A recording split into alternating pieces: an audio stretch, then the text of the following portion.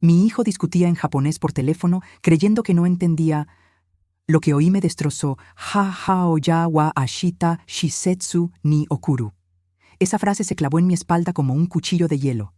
Mi mano, que sostenía la bandeja de plata con el café recién hecho, se congeló en el aire, a solo milímetros de empujar la puerta del despacho. Cualquier otra madre de 62 años habría pensado que su hijo estaba viendo una película de samuráis o practicando algún hobby exótico. Pero yo no soy cualquier madre.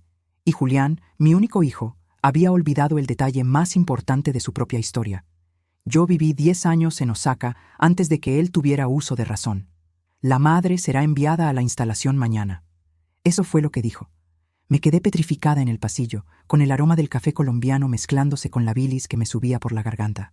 A través de la rendija de la puerta entreabierta, lo vi. Julián estaba de espaldas, mirando hacia el jardín de mi casa. Esa casa que yo compré con el sudor de mi frente y que ahora él recorría como si fuera un emperador romano. Sostenía el teléfono con esa arrogancia que había aprendido de su esposa, no de mí.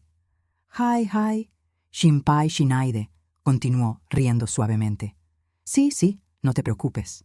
Mi corazón, que segundos antes latía con el amor incondicional de una madre que le lleva la merienda a su niño trabajador, se detuvo y volvió a arrancar con un ritmo diferente.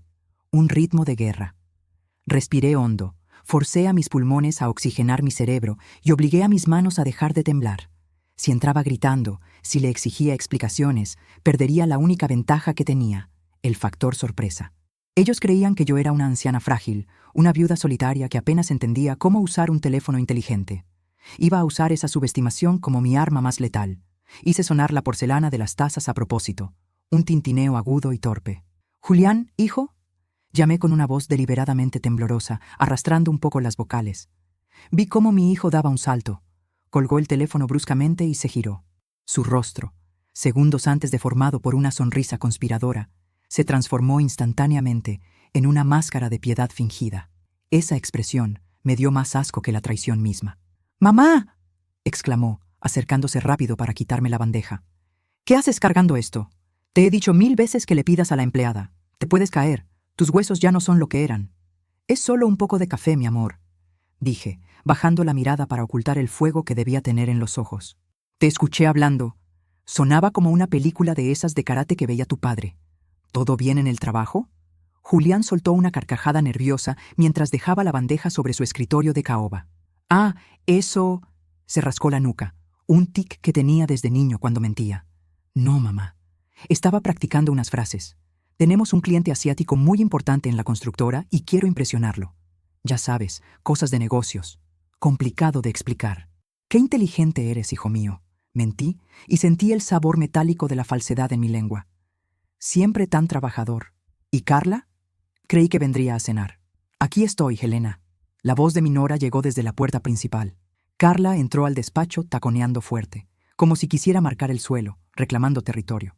Llevaba un vestido de diseñador que probablemente había pagado con la tarjeta suplementaria que yo, estúpidamente, le había dado para emergencias. Me miró de arriba abajo con esa sonrisa que no llega a los ojos, esa mueca que la gente usa cuando mira a un perro callejero o a un mueble viejo que estorba. «Huele a café», dijo ella, arrugando la nariz. «Julián, sabes que la cafeína le hace mal a tu madre. La pone nerviosa y luego empieza con sus confusiones». Ahí estaba, la semilla que llevaban meses plantando. Las confusiones de Elena, la demencia de la abuela. Cada vez que olvidaba las llaves, ellos se miraban con complicidad. Cada vez que repetía una historia, suspiraban con lástima teatral. Yo pensaba que era preocupación genuina. Ahora entendía que estaban construyendo una narrativa, ladrillo a ladrillo, para encerrarme. «Estoy bien, querida», respondí, sentándome en el sofá con movimientos lentos y pesados, actuando el papel que ellos querían ver. Solo un poco cansada. A veces los días se me mezclan. Julián y Carla intercambiaron una mirada rápida. Fue un destello, menos de un segundo, pero yo lo capté.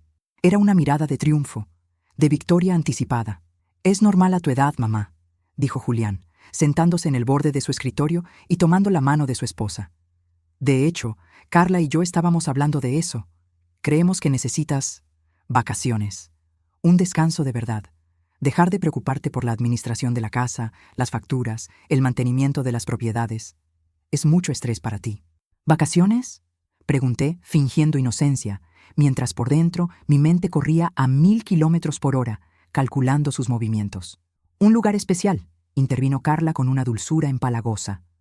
Un spa de larga estancia. Tienen médicos, jardines, actividades. Estarías atendida las 24 horas. Julián y yo nos haríamos cargo de todo el papeleo, de las cuentas bancarias, de las empresas, para que tú solo te dediques a descansar. Mañana mismo podríamos ir a verlo, añadió Julián apresurado. O mejor aún, ya hicimos una reserva para que vayas a probar unos días. Mañana por la mañana. Hahaoya wa ashita shisetsu ni okuru. Mañana. No era una propuesta, era una sentencia. Ya estaba todo planeado. El cliente japonés del teléfono no era un cliente. Probablemente era algún contacto para mover dinero o un testaferro. Y la instalación no era un spa. Sentí un frío terrorífico recorrer mis venas, pero no dejé que se notara. Si me negaba rotundamente ahora, si gritaba, podrían llamar a una ambulancia alegando un brote psicótico. Con el historial de confusiones que habían inventado, cualquier médico les creería a ellos antes que a mí. Tenía que ser más lista. Tenía que jugar su juego hasta poder volcar el tablero. «Ay, hijo», suspiré, llevándome una mano a la frente. «No sé, dejar mi casa, mis cosas. Es por tu bien, mamá». Julián se acercó y me puso una mano en el hombro. Su tacto me quemó. «Confía en mí. Yo soy el hombre de la casa ahora. Papá querría que yo te cuidara. Mencionar a mi difunto esposo fue su error. Roberto jamás habría permitido esto. Roberto trabajó de sol a sol en los muelles de Osaka, cargando cajas, mientras yo traducía documentos legales por las noches para ahorrar cada yen, cada peso, para construir el patrimonio que estos dos buitres querían devorar. Me levanté, fingiendo un ligero mareo, y me apoyé en el brazo de Julián. «Quizás tengan razón», dije, y vi cómo los ojos de Carla brillaban con codicia pura. «Quizás ya estoy muy vieja para todo esto. Mañana veremos. Ahora necesito acostarme. Me duele mucho la cabeza». «Descansa, Elena», dijo Carla, prácticamente empujándome hacia la salida con la mirada. «Nosotros nos quedaremos aquí un rato más, organizando unos papeles». Salí del despacho arrastrando los pies. Subí las escaleras con la lentitud de una anciana derrotada. Pero apenas cerré la puerta de mi habitación y giré el cerrojo, la anciana desapareció. Me enderecé. Me quité los zapatos ortopédicos que usaba solo para estar cómoda en casa y fui directo a mi caja fuerte, escondida tras el cuadro de los girasoles. Mis manos ya no temblaban. Estaban firmes. Saqué mi teléfono personal, el que ellos no monitoreaban, y marqué un número que no había usado en años, pero que sabía de memoria. «Moshi Moshi», contestaron al otro lado del mundo. «Kenji», dije en un japonés fluido, nítido y autoritario. «Soy Elena. Necesito que rastrees una llamada y prepares al equipo legal. Mi hijo acaba de declarar la guerra y no tiene idea de con quién se ha metido. La noche iba a ser larga. Y mañana, cuando vinieran por mí, se encontrarían con una sorpresa. Pero primero necesitaba pruebas. Necesitaba saber exactamente qué habían firmado a mis espaldas». Miré el reloj. Eran las 8:00 p.m. Tenía 12 horas antes de que intentaran encerrarme. 12 horas para destruir su plan. Me quedé pegada a la puerta de mi habitación, escuchando. La casa era antigua, de construcción sólida, pero las tuberías y la ventilación llevaban los sonidos de una forma peculiar si sabías dónde pararte. Abajo, en la sala, escuché el tintineo de copas. Estaban celebrando. Estaban brindando con mi champán, celebrando mi inminente funeral en vida. «¿Crees que sospeche algo?», preguntó la voz de Carla, amortiguada pero audible. «Mamá, por favor, Carla», respondió Julián, y su risa me revolvió el estómago. «¿Ya viste cómo le temblaba la mano con el café? Está acabada. Lo único que le preocupa es quién va a regar sus plantas. Además, el doctor Bermúdez ya firmó el dictamen. Mañana, cuando llegue la ambulancia privada, no habrá nada que ella pueda hacer legalmente. Está declarada incapaz desde el lunes pasado». Me cubrí la boca para ahogar un grito de rabia. «Desde el lunes». Llevaban una semana con un documento legal declarándome mentalmente incompetente, y yo aquí, sentada, cocinándoles, preguntándoles por su día. El doctor Bermúdez, ese nombre me sonaba. Era un psiquiatra de moda, conocido más por sus facturas exorbitantes que por su ética. Seguramente le habían pagado una fortuna para firmar un diagnóstico sin siquiera evaluarme. Necesitaba ver ese papel. Sin evidencia física, era mi palabra contra un documento médico oficial. Si la policía llegaba mañana y ellos mostraban una orden de internamiento firmada por un médico y un juez, me llevarían a la fuerza. Necesitaba encontrar dónde lo habían escondido. Esperé 1 hora. 1 hora eterna, caminando de un lado a otro de mi habitación en silencio, como un fantasma en mi propia casa. Mis ojos se posaron en las fotos sobre la repisa. Una foto de Roberto y yo en el pequeño apartamento de Osaka, hace 40 años. Yo tenía las manos callosas de tanto fregar pisos antes de conseguir mi puesto de traductora. Roberto tenía la espalda doblada. No teníamos nada, solo ambición y amor. Julián era un bebé en esa foto, un bulto sonriente en mis brazos. ¿En qué momento ese bebé se convirtió en este monstruo? ¿Fue culpa mía? ¿Le di demasiado? Roberto siempre decía, no le des el pez, enséñale a pescar. Pero cuando Roberto murió y el negocio inmobiliario explotó en éxito, yo quise compensar la ausencia del padre con comodidades. Coches del año, universidades privadas, viajes. Creé un príncipe inútil que ahora quería destronar a la reina para no tener que trabajar nunca más. El sonido de la puerta principal cerrándose me sacó de mis pensamientos. Corrí a la ventana. Vi el coche deportivo de Julián saliendo del garaje. Iban a cenar fuera. Seguramente a un restaurante caro para seguir celebrando su victoria. Era mi oportunidad. Salí de mi habitación como una exhalación. Bajé las escaleras saltando los escalones de 2 en 2, con una agilidad que Julián no creería posible en su madre senil. Fui directo al despacho. Estaba cerrado con llave. Maldita sea, susurré. Julián nunca cerraba con llave. Estaban siendo precavidos. Corrí a la cocina. Busqué en el cajón de varios, donde guardábamos pilas y herramientas, hasta encontrar un juego de llaves maestras viejas. Probé 1, 2, 3, nada. El sudor frío me bajaba por la espalda. Si volvían y me encontraban forzando la puerta, su argumento de mi locura se volvería irrefutable. Piensa, Elena, piensa, me dije a mí misma. ¿Dónde esconde Julián las cosas que no quiere que Carla vea? Julián era predecible. Era un hombre de hábitos básicos. Fui a la sala de estar, hacia la pequeña biblioteca donde él guardaba su colección de licores. Detrás de las botellas de whisky importado había una caja fuerte pequeña, empotrada en la pared, oculta por un falso panel de madera. La combinación. Probé la fecha de su boda. Error. Probé la fecha de nacimiento de Carla. Error. Me detuve. Julián era egoísta, narcisista. Probé su propia fecha de nacimiento. Bip, clic. La puerta se abrió. Sonreí con amargura. Tan predecible. Dentro no había dinero. Había carpetas. Saqué la primera. Proyecto Osaka. Mi corazón dio un vuelco. ¿Osaka? Abrí la carpeta y lo que vi me obligó a sentarme en el suelo. No solo era la orden de internamiento firmada por el corrupto doctor Bermúdez. Había más. Había correos impresos en japonés. Traducciones automáticas mal hechas de correos que Julián había enviado a un consorcio en Japón. Mis ojos recorrieron los caracteres kanji que tanto amaba y que ahora contaban una historia de terror. La propietaria actual es un obstáculo. Se procederá a la liquidación de activos tan pronto como se obtenga la tutela legal. Fecha estimada, 15 de octubre. Precio de venta de las propiedades industriales, 40% por debajo del mercado para venta rápida. Estaban vendiendo todo. Todo lo que Roberto y yo construimos. Los edificios de oficinas, los almacenes, incluso la casa de verano. Y lo estaban vendiendo a precio de remate a unos inversores extranjeros para obtener efectivo rápido. Querían el dinero líquido, seguramente para irse del país. Seguí leyendo. Encontré el documento del doctor Bermúdez.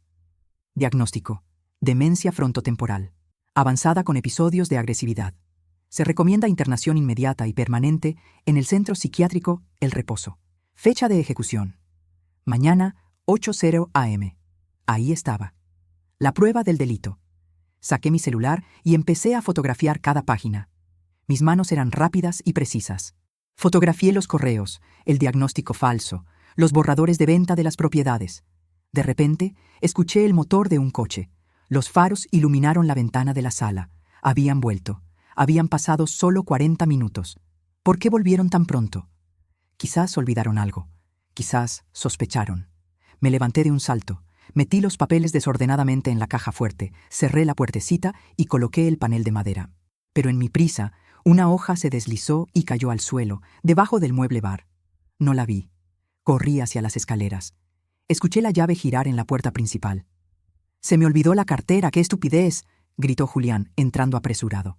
Yo estaba a mitad de la escalera, en la oscuridad. Me congelé. Si me movía, la madera crujiría. Si me quedaba quieta y él miraba hacia arriba, me vería vestida de calle, no con el pijama, y despierta. Julián caminó directo hacia la sala, hacia el mueble bar donde estaba la caja fuerte. Mi corazón martilleaba contra mis costillas, tan fuerte que temí que él pudiera escucharlo. «Debe estar aquí», murmuró él. Lo vi agacharse. Estaba a centímetros del papel que se me había caído. Si lo veía, si se daba cuenta de que la caja fuerte había sido manipulada, se acabaría el juego. Podrían volverse violentos. Podrían acelerar el proceso esa misma noche. Una caída por las escaleras. Un accidente. Julián se agachó más. Su mano rozó el suelo cerca del papel. Cerré los ojos y recé, no a Dios, sino a la memoria de Roberto. «Ayúdame, viejo. Ayúdame a proteger lo nuestro». «Aquí está», exclamó Julián. Abrí los ojos. Tenía su cartera en la mano. Estaba sobre el sofá, a 1 metro del mueble bar. No miró al suelo. Se dio la vuelta y salió de la sala. «Vámonos, Carla, tengo hambre», gritó mientras salía de nuevo. La puerta se cerró. El coche arrancó. Me dejé caer sentada en los escalones, temblando. Había estado demasiado cerca, pero tenía las fotos, tenía la evidencia. Bajé a la sala, recuperé la hoja caída. Era una copia del pasaporte de Julián, irrelevante, gracias al cielo, y volví a mi habitación. Ahora sabía el qué, el cómo y el cuándo. Mañana a las 8:00 a.m. vendrían por una anciana indefensa. Pero a las 8:00 a.m. yo ya no estaría indefensa. Llamé a mi abogado personal, un hombre que Julián creía retirado, pero que seguía siendo el tiburón más grande de la ciudad. «Eduardo», dije cuando contestó. «Perdón por la hora. Necesito que vengas a casa mañana a las 7:30 a.m. Trae a un notario». Y Eduardo trae a la policía. «Tengo una denuncia por fraude, falsificación de documentos y tentativa de secuestro que quiero presentar contra mi propio hijo». Colgué el teléfono y me miré en el espejo del tocador. Vi mis arrugas, mi cabello gris. Pero en mis ojos vi el reflejo de la mujer que negociaba contratos en los muelles de Osaka, rodeada de yakuza y empresarios corruptos. Querían mi dinero. Le susurré a mi reflejo. Van a tener mi furia. Fui al armario y saqué una maleta vieja. La puse sobre la cama. No iba a empacar mi ropa. Iba a llenarla con algo mucho más pesado para ellos. Iba a preparar la escena final. La guerra había comenzado, y yo hablaba el idioma del enemigo mejor que él. No dormí. ¿Cómo podría hacerlo? Dormir era un lujo que solo los inocentes o los ignorantes podían permitirse, y yo ya no era ninguna de las dos cosas.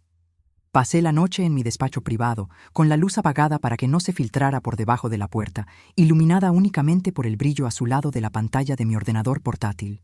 Mis dedos volaban sobre el teclado. No eran los dedos artríticos que Julián creía ver. Eran las manos de una mujer que había gestionado contratos multimillonarios en 3 continentes. Entré a las cuentas bancarias de la empresa familiar. Lo que vi confirmó la sentencia de muerte de nuestra relación. Movimientos extraños, retiros de efectivo justificados como gastos de representación y, lo más alarmante, una solicitud pendiente para una línea de crédito masiva usando la casa, mi santuario, como garantía hipotecaria. «Malditos», susurré, sintiendo cómo la rabia me calentaba la sangre, reemplazando el miedo. Julián y Carla no solo querían encerrarme, querían dejarme sin nada. Querían asegurarse de que, si alguna vez lograba salir de ese manicomio, me encontrara en la ruina, dependiente de su caridad. Pero cometieron un error de principiantes. Subestimaron al administrador principal. Yo nunca les cedí el control total de las cuentas matrices. Con 3 clics, transferí el grueso de los fondos líquidos, la herencia de Roberto, los ahorros de 30 años, a una cuenta de fideicomiso blindada en las Islas Caimán, una estructura que Eduardo, mi abogado, había preparado hace años, por si acaso. Luego hice algo que me dolió más que perder el dinero. Cancelé las tarjetas de crédito suplementarias, la American Express Centurion de Julián, la Visa Infinite de Carla, todas bloqueadas por actividad sospechosa. Cuando intentaran pagar su desayuno de celebración mañana, o el taxi de vuelta después de dejarme en el spa, se encontrarían con el rechazo humillante de la terminal bancaria. Era un golpe mezquino, lo sé, pero quería que sintieran, aunque fuera una fracción, la impotencia que ellos querían imponerme a mí. Eran las 2:00 de la madrugada cuando escuché el coche regresar. Las risas de Carla resonaban en el camino de entrada, agudas y vulgares, amplificadas por el alcohol. «Shh, vas a despertar a la momia», dijo Julián, riendo mientras intentaba meter la llave en la cerradura. La momia. Así me llamaba su hijo, mi hijo. Apagué el ordenador, lo guardé en mi maletín de seguridad y salí al pasillo envuelta en mi bata de seda. Tenía que interpretar mi papel una última vez. Me solté el pelo para parecer más desaliñada y adopté esa postura encorvada que tanto les gustaba ver. Cuando entraron, encendí la luz del pasillo repentinamente. Ambos se cubrieron los ojos, deslumbrados. ¿Mamá? Julián casi se cae del susto. Olía a vino caro y a perfume de mujer barata. ¿Qué haces despierta? Deberías estar descansando para tu gran día. No podía dormir, hijo, dije con voz trémula. Tenía sed y estaba preocupada. ¿Hicieron las maletas? Carla se apoyó en el marco de la puerta, mirándome con desdén. Sus ojos estaban vidriosos. Nosotros no necesitamos maletas, Elena. Tú eres la que se va de vacaciones, ¿recuerdas? Al spa. Nosotros nos quedamos aquí, cuidando el fuerte. Hubo un silencio cargado. Yo la miré fijamente. Ella no sabía que yo sabía. Ella no sabía que mañana, los que saldrían con maletas serían ellos. Ah, claro, respondí, bajando la mirada sumisamente. Mi cabeza. A veces olvido cosas, pero me aseguré de que todo estuviera listo. Hice las maletas. Están en la entrada. Perfecto, bostezó Julián, pasando por mi lado sin siquiera darme un beso de buenas noches. Mañana a las 8 Cerero vienen por ti. Sé buena y duerme un poco. No queremos que llegues con ojeras al paraíso. Los vi subir las escaleras, tambaleándose, apoyándose el uno en el otro. Se sentían los reyes del mundo. Se sentían dueños de mi destino. Esperé a escuchar el portazo de su habitación. Fui a la cocina y me preparé un té. No lo bebí. Me senté en la oscuridad, mirando el reloj de la pared. 3 Ceres AM. 4 Ceres AM. 5 Cerezo AM. Cada tic-tac era un paso más hacia el abismo o hacia la salvación. A las 6 Cerecero AM subí a mi habitación. No me puse el chándal cómodo que Carla había dejado preparado sobre mi cama para el viaje. No. Fui al fondo de mi armario y saqué mi traje sastre azul marino, el que usaba para las reuniones de directorio más hostiles. Me maquillé con precisión quirúrgica, ocultando las ojeras, resaltando mis ojos. Me puse las perlas que Roberto me regaló cuando cerramos nuestro primer gran trato con los japoneses. Cuando bajé a las 7:00 AM, la casa estaba en silencio. Fui al cuarto de servicio y saqué 2 maletas grandes, viejas y polvorientas. Las llené rápidamente con lo primero que encontré en el recibidor: abrigos de Julián, zapatos de Carla, cualquier cosa que estuviera a mano. No era un equipaje ordenado, era un despojo. Cerré las cremalleras con fuerza y las escondí detrás del sofá de la sala principal. «Listos», murmuré. A las 7:15, Julián bajó. Llevaba pijama y una bata, el pelo revuelto. Esperaba encontrar a una anciana confundida en camisón. Cuando me vio, sentada en la cabecera de la mesa, vestida como una CEO y leyendo el periódico financiero con mis gafas de lectura, se detuvo en seco. «Mamá», parpadeó confundido, «¿por qué estás vestida así? Te dije que te pusieras ropa cómoda. El viaje en la Ambul, en el transporte del spa, es largo». «Me gusta viajar con dignidad, Julián», respondí sin levantar la vista del papel. «Además, hoy presiento que tendré reuniones importantes». «¿Reuniones?», Julián soltó una risita nerviosa. «Mamá, vas a descansar, a pintar acuarelas y ver el jardín. Ve a cambiarte, por favor. No compliques las cosas». En ese momento, Carla bajó.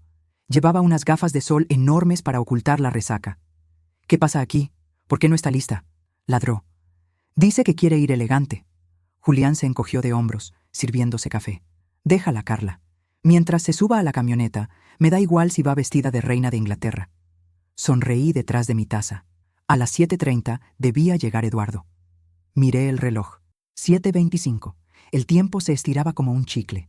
De repente, el sonido de un motor diésel pesado rompió la mañana. No era el coche de Eduardo. Miré por la ventana. Una furgoneta blanca, sin logotipos, con los vidrios tintados de negro, se había estacionado frente a mi puerta. 2 hombres corpulentos bajaron. Vestían uniformes blancos que parecían de enfermeros, pero caminaban como gorilas de discoteca. «Llegaron temprano», dijo Julián, mirando su reloj con satisfacción. «Bien, cuanto antes mejor». Mi corazón se saltó un latido. Eduardo no estaba aquí. La policía no estaba aquí. Los enfermeros ya estaban subiendo los escalones del porche. Estaba sola. El timbre sonó como una sentencia de muerte. Seco, insistente. «Yo abro», dijo Carla, con una energía renovada por la maldad. Fue hacia la puerta casi corriendo. Me levanté de la mesa. Mis piernas flaquearon por un segundo, pero me obligué a mantener la postura. Julián se puso a mi lado, tomándome del brazo con una fuerza innecesaria. Ya no era un abrazo de hijo, era un agarre de carcelero. «Vamos, mamá, no hagas una escena, son profesionales, te van a cuidar mejor que nosotros». Carla abrió la puerta y entraron los 2 hombres. El aire en la sala cambió instantáneamente. Traían consigo un olor a antiséptico barato y tabaco frío. Uno de ellos traía una camisa de fuerza disimulada bajo una manta. El otro, una carpeta plástica. ¿La paciente Elena Vargas?, preguntó el más alto, sin siquiera mirarme a los ojos. Me trataba como a un mueble, un paquete que había que despachar. Es ella, señaló Julián. Está un poco desorientada hoy. Tengan cuidado. El doctor Bermúdez dijo que podía ponerse agresiva. No se preocupe, señor, dijo el hombre, mostrando una sonrisa que le faltaba un diente. Tenemos sedantes si es necesario. ¿Sedantes? Iban a drogarme para sacarme de mi propia casa. El pánico real, crudo y visceral, empezó a trepar por mi garganta. ¿Dónde estaba Eduardo? Si me sacaban de aquí, si me llevaban a ese lugar incomunicado, demostrar mi cordura podría tomar semanas, meses, tiempo suficiente para que ellos vendieran todo.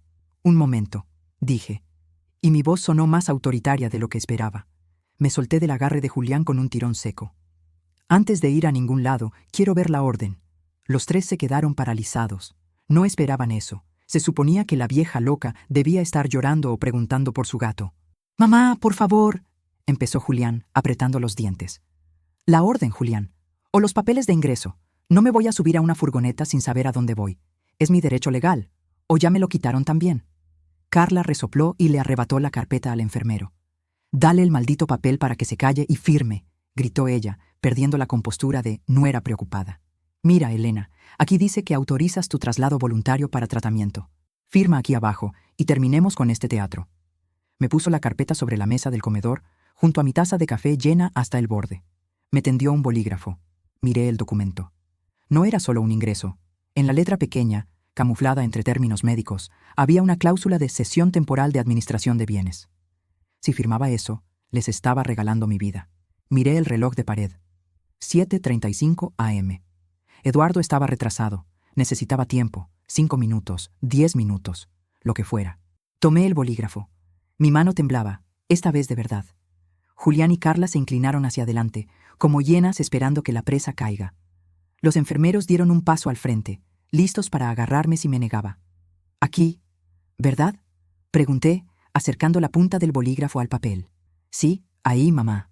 Firma y todo estará bien». Acerqué la mano, y entonces ejecuté el movimiento. No fue un temblor, fue un golpe calculado. Con el codo, golpeé la taza de café hirviendo. El líquido negro y humeante voló por el aire como un proyectil oscuro y aterrizó directamente sobre el documento original. El papel, barato y poroso, absorbió el café al instante. La tinta se corrió. El papel se empapó y se deshizo ante nuestros ojos. «¡No!». El grito de Carla fue inhumano. Parecía una banshee. «¡Ay, Dios mío!», exclamé, llevándome las manos a la boca con fingido horror, retrocediendo para no manchar mi traje. «Qué torpeza la mía. Lo siento tanto». Mis manos ya no me responden. El café goteaba desde la mesa hasta la alfombra persa, pero a nadie le importaba la alfombra. El documento legal, la única autorización que tenían para llevarme sin usar la fuerza bruta, era ahora una pulpa marrón ilegible. Julián se puso rojo, un rojo violento que me recordó a su padre cuando se enfadaba, pero sin la nobleza de Roberto. «Eres una vieja estúpida», rugió, olvidando por completo a los enfermeros y su papel de hijo abnegado. «Mira lo que hiciste». «Agárrenla», ordenó Carla a los enfermeros, señalándome con un dedo acusador que temblaba de ira. «Llévensela ya, a la fuerza, ya no me importa el papel, el doctor Bermúdez firmará otro. Sáquenla de mi vista».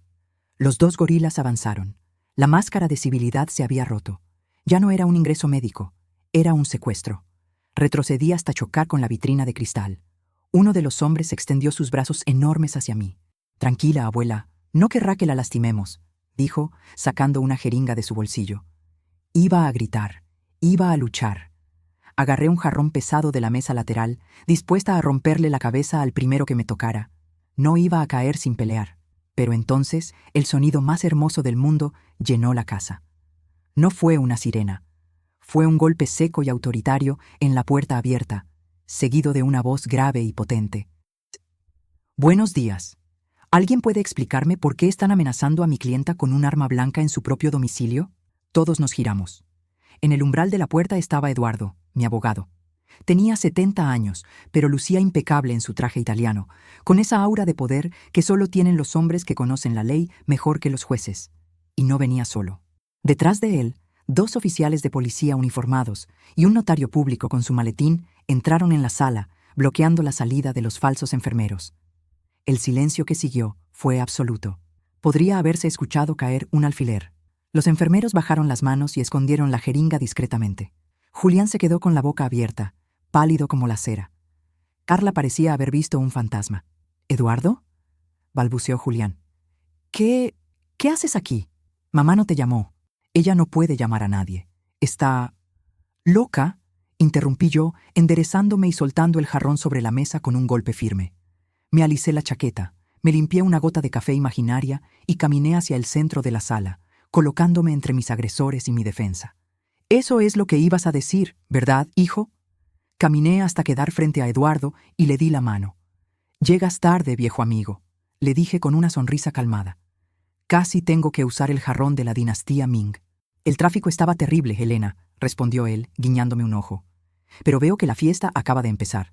Me giré hacia Julián y Carla. El miedo empezaba a reemplazar la ira en sus rostros. Empezaban a darse cuenta de que la anciana frágil que habían acorralado era, en realidad, el depredador más peligroso de la habitación. «Oficiales», dijo Eduardo, señalando a los 2 hombres de blanco. «Identifiquen a estos sujetos. Tengo la sospecha de que no son personal médico certificado, y si traen sedantes sin prescripción, eso es un delito federal». Mientras la policía acorralaba a los matones, Julián intentó una última jugada desesperada. Se acercó al notario, sudando a mares, y sacó su teléfono. Vi cómo marcaba un número rápido. Sabía a quién llamaba. A su contacto japonés, a su garantía. «Esto es un malentendido», dijo Julián con la voz quebrada, hablando en español pero con el teléfono pegado a la oreja. «Mi madre no está bien. Necesitamos arreglar esto». Entonces, empezó a hablar en japonés por el teléfono, bajito, cubriéndose la boca, pensando que nadie más que su interlocutor lo entendería. «Kinkyu jitai da, bengoshi ga kita, kane wo okure, ima sugu da». «Es una emergencia. Llegó un abogado. Manda el dinero. Ahora mismo». Ahí estaba. La confesión. El notario miraba confundido. Los policías no entendían. Carla miraba a Julián sin comprender qué decía. Pero yo sí.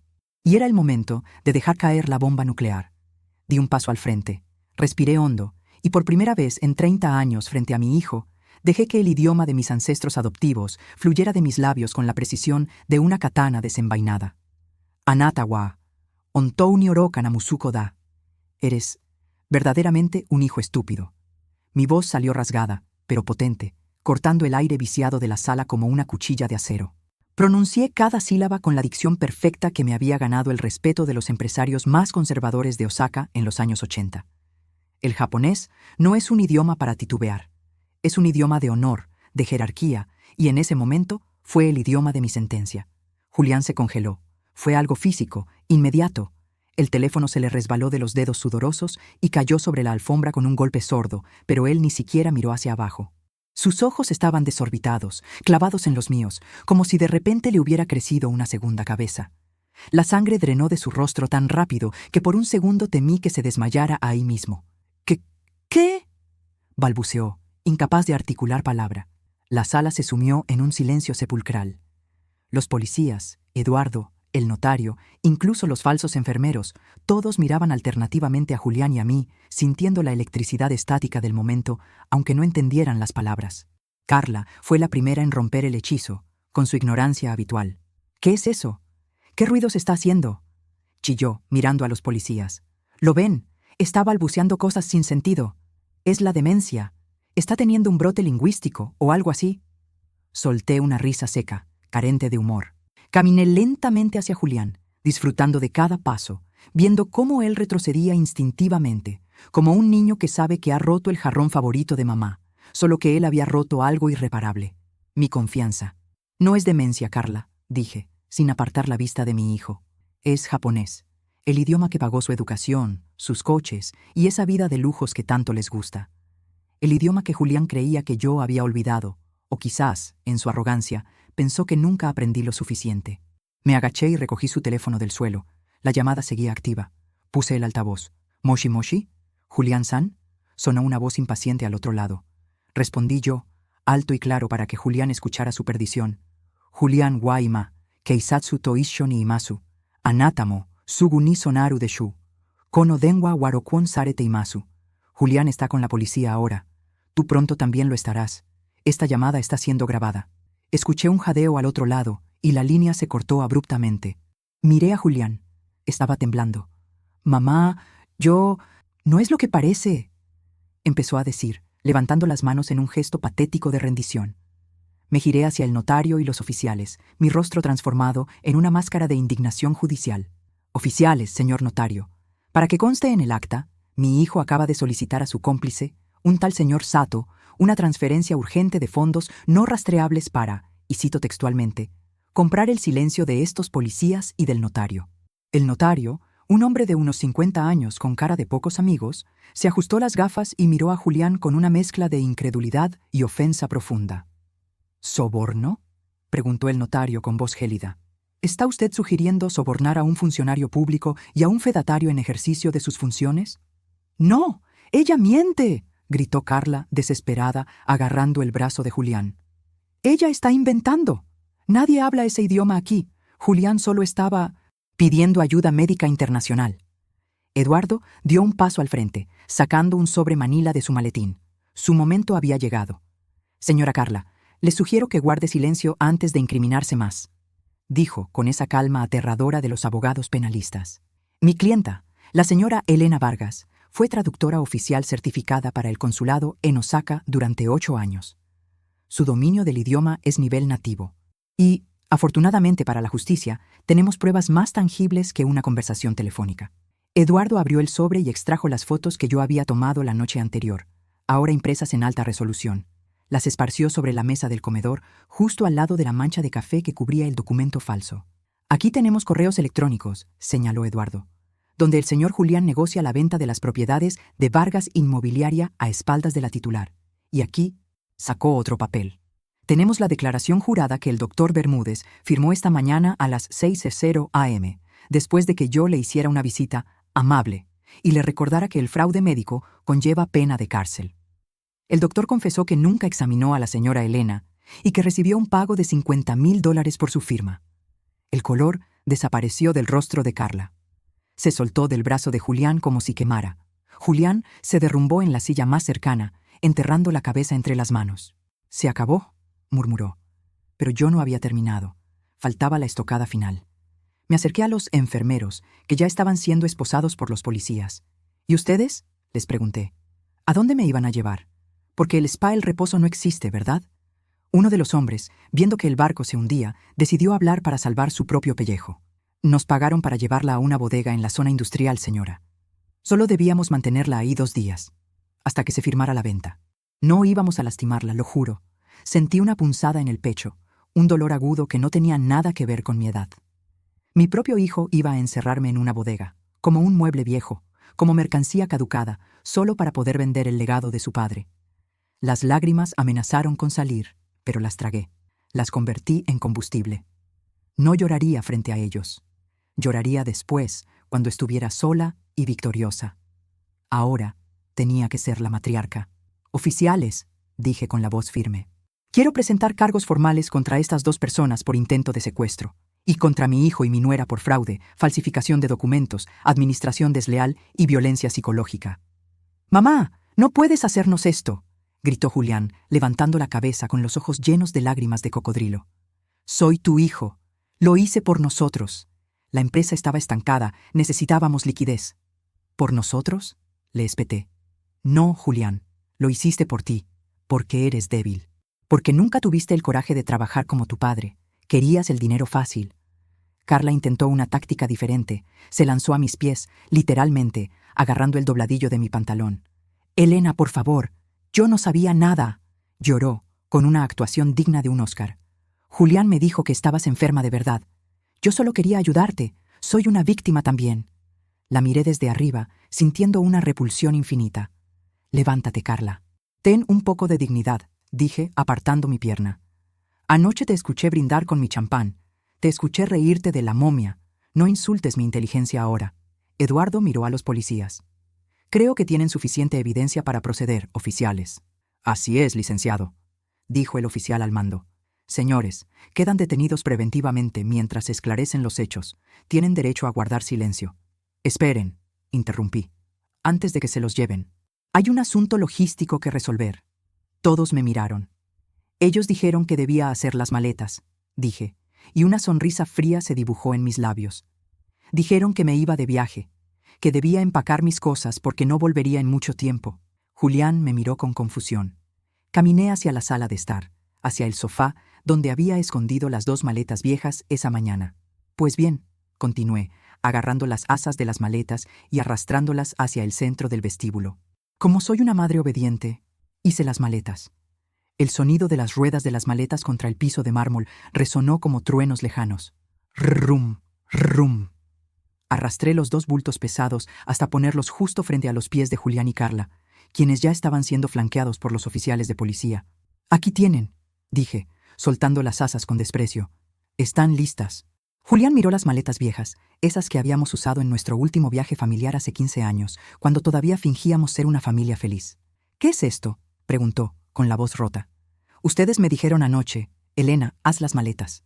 Y yo, que siempre pienso en todo, obedecí. Pero hubo un pequeño cambio de planes, dije cruzándome de brazos. Esas maletas no son mías, son las de ustedes.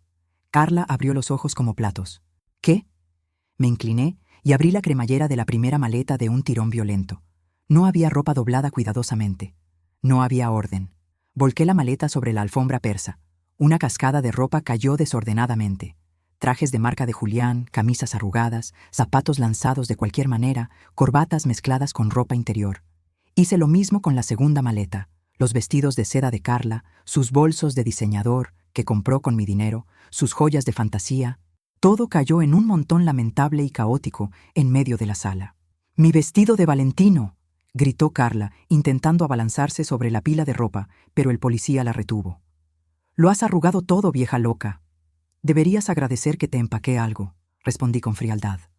«Porque según la orden de desalojo inmediata que mi abogado tiene en la mano, no tienen derecho a sacar ni un solo mueble de esta propiedad. Todo lo que hay en esta casa, desde los cubiertos de plata hasta las sábanas de hilo egipcio, es mío. Comprado con mi dinero. Lo único que es de ustedes es esa ropa y la deuda que van a tener que pagar». Eduardo asintió, extendiendo un documento oficial hacia los policías. La señora Vargas es la única propietaria legítima del inmueble. Al haberse intentado cometer un fraude para despojarla de la posesión y existiendo una denuncia penal en curso, solicitamos el desalojo inmediato de los agresores como medida de protección para la víctima. Aquí está la orden firmada por el juez de guardia, quien, por cierto, es un viejo amigo de la familia y no estaba muy contento al enterarse de lo que intentaron hacer. Julián miraba la pila de ropa en el suelo como si fueran los restos de su vida. Y en cierto modo, lo eran. «Mamá, ¿nos estás echando a la calle?», preguntó, y por primera vez vi miedo real en sus ojos. No miedo a la cárcel, sino miedo a la vida. Miedo a tener que sobrevivir sin mi red de seguridad. «¿A dónde vamos a ir? No tenemos efectivo, las tarjetas no funcionan». «No lo sé, Julián», respondí, mirándolo fijamente. «Quizás puedas usar tus conocimientos de japonés para conseguir trabajo. O quizás Carla pueda vender ese vestido arrugado para pagar un hostal. No es mi problema». «Eres una bruja», escupió Carla con el maquillaje corrido por las lágrimas de rabia. «Te vas a morir sola en esta casa enorme, y cuando eso pase, nadie vendrá a tu funeral». «Prefiero morir sola en mi palacio que vivir acompañada de ratas», contesté sin pestañear. «Y sobre mi funeral, no te preocupes. Estoy segura de que habrá mucha gente, mis socios, mis amigos de verdad y mi abogado para asegurarse de que ustedes no se acerquen ni a 100 metros de mi tumba». Hice un gesto a los policías. «Por favor, oficiales, llévenselos. Están ensuciando mi aire». Los policías procedieron. Esposaron a Julián y a Carla. La imagen fue devastadora y al mismo tiempo extrañamente purificadora. Ver a mi hijo, a quien había acunado, alimentado y malcriado, siendo escoltado con las manos en la espalda, me rompió el corazón en 1000 pedazos. Pero sabía que si no lo hacía, él me destruiría a mí. A veces, el amor de madre también significa dejar que tus hijos enfrenten las consecuencias de sus actos, aunque esas consecuencias sean brutales. «¡Mamá! ¡Mamá!», gritaba Julián mientras lo arrastraban hacia la puerta. «Perdóname, retira los cargos, te lo suplico». No contesté. Me mantuve firme, de pie en medio de mi sala, rodeada de policías, notarios y la ropa tirada de los traidores. Cuando la puerta se cerró tras ellos y el ruido de las sirenas empezó a alejarse, un silencio denso cayó sobre la casa. El notario se aclaró la garganta, incómodo. «Señora Vargas, Lamento mucho que haya tenido que pasar por esto. Necesitaremos su firma en la denuncia formal más tarde, pero por ahora, creo que lo principal está hecho. Gracias, Roberto, le dije al notario usando su nombre de pila. Gracias por venir tan rápido. Eduardo se acercó y puso una mano en mi hombro. ¿Estás bien, Elena?, preguntó suavemente. Miré la pila de ropa en el suelo. No, Eduardo, no estoy bien, admití, sintiendo cómo mis piernas finalmente cedían. Me dejé caer en el sofá, agotada. Acabo de meter a mi único hijo en la cárcel. He perdido a mi familia. No has perdido a tu familia, Elena, dijo Eduardo sentándose a mi lado. Te has salvado de un nido de víboras y has protegido el legado de tu esposo. Roberto estaría orgulloso de ti. Esa maniobra con el japonés fue brillante. Sonreí débilmente. Él siempre me decía que aprendiera el idioma del enemigo. Nunca pensé que el enemigo dormiría en la habitación de al lado. Miré hacia la ventana. La furgoneta blanca de los falsos enfermeros seguía allí, ahora con precinta policial. ¿Qué va a pasar ahora, Eduardo?, pregunté. Ahora empieza la limpieza, respondió él. Vamos a recuperar cada centavo que intentaron desviar. Vamos a asegurar tus activos de tal manera que nadie pueda volver a tocarte. Y ellos tendrán que enfrentarse a un juez. Probablemente les ofrezcan un trato si devuelven el dinero y se alejan de ti. ¿Estarías dispuesta a eso? Lo pensé un momento. ¿Quería ver a mi hijo pudrirse en una celda por años? ¿O quería simplemente que desapareciera de mi vida para siempre?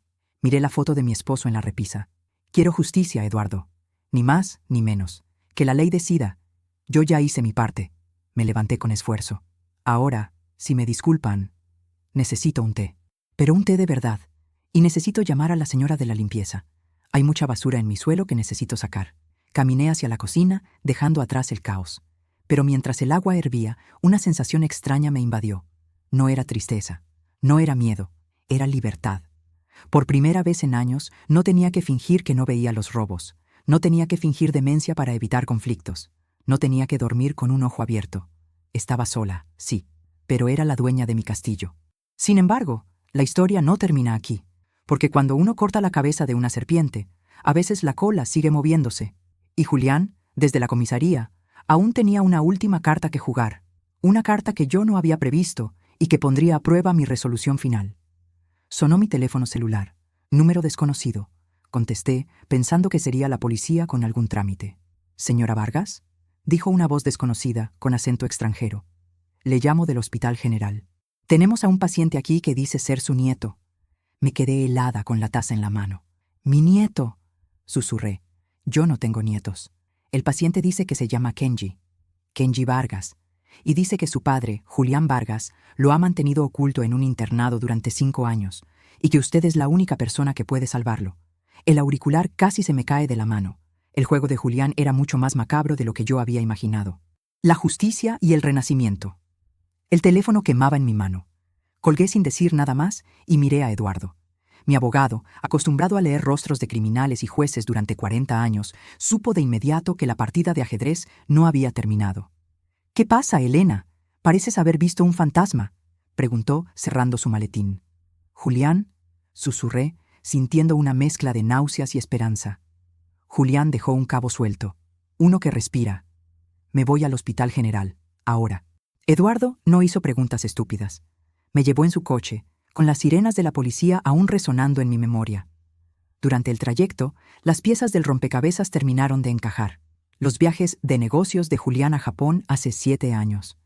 Los retiros de efectivo misteriosos que yo atribuía a vicios de juego. La frialdad de Carla hacia los niños. Todo tenía sentido ahora. Mi hijo no solo era un ladrón, era un cobarde que había escondido una vida entera. Al llegar al hospital, la recepcionista me dirigió a pediatría. Allí, sentado en una silla de plástico, con las piernas colgando y una mochila desgastada abrazada contra su pecho, estaba él. No necesité prueba de ADN. Tenía la misma nariz que Roberto. Tenía la misma forma de inclinar la cabeza que tenía Julián cuando era inocente. Pero sus ojos eran rasgados, oscuros y profundos. «¿Kenji?», pregunté suavemente, deteniéndome a unos pasos. El niño levantó la vista. Parecía asustado, pero no lloraba. Tenía esa estoicidad que se aprende a la fuerza. «¿Oba-san? ¿Abuela?», preguntó tímidamente. Mi corazón, que pensé que se había convertido en piedra esa misma mañana, se rompió de nuevo, pero esta vez para dejar entrar luz. Me arrodillé frente a él, ignorando el dolor en mis articulaciones. Hai, watashi wa Helena desu. Sí, soy Helena. El niño se lanzó a mis brazos. Olía a antiséptico y a soledad. Me aferré a él como si fuera un salvavidas en medio de un naufragio. La enfermera se acercó con un expediente. La madre falleció hace 2 semanas en Kioto, señora Vargas, explicó la enfermera en voz baja. Al parecer, ella envió al niño con su padre hace un mes, sabiendo que iba a morir. Pero el señor Julián, bueno, nunca lo registró. Lo dejó en un internado ilegal en las afueras, pagando en efectivo para que no hicieran preguntas. El niño se escapó hoy cuando vio las noticias de la detención de su padre en la televisión de la sala común. Caminó 5 kilómetros hasta que una patrulla lo trajo aquí. Solo sabía su nombre y el de usted. La rabia que sentí en ese momento fue diferente a la de la mañana. Aquella era una rabia fría, calculadora. Esta era una furia volcánica. Julián había traído a su propio hijo desde Japón, huérfano de madre, y lo había escondido como si fuera un perro callejero, probablemente para evitar que Carla se enterara o para no dividir la herencia. O peor aún, lo tenía como un plan B, una herramienta de chantaje emocional que no llegó a usar. Eduardo, dije sin soltar al niño, quiero la custodia. Hoy. Es complicado, Elena. Siendo el padre biológico... El padre biológico está en una celda por fraude y tentativa de secuestro. Le corté, levantándome y tomando la mano de Kenji. Y acaba de abandonar a un menor. Consigue un juez de familia. Paga lo que tengas que pagar. Quiero a este niño en mi casa esta noche. 3 días después, fui a visitar a Julián al centro de detención. No llevé a Kenji. No quería que viera a su padre vestido con el uniforme naranja, derrotado y sucio. Julián estaba sentado tras el cristal blindado. Se veía 10 años más viejo. La arrogancia había desaparecido, reemplazada por una desesperación patética. Cuando me vio, sus ojos se iluminaron con una falsa esperanza. «Mamá, viniste», gritó a través del interfono. «Sabía que no me dejarías aquí, sabía que se te pasaría el enojo. Por favor, habla con Eduardo. Diles que fue un malentendido. Carla me obligó, mamá. Ella planeó todo. Yo tenía miedo». Lo miré con la misma frialdad con la que se mira un insecto bajo el microscopio.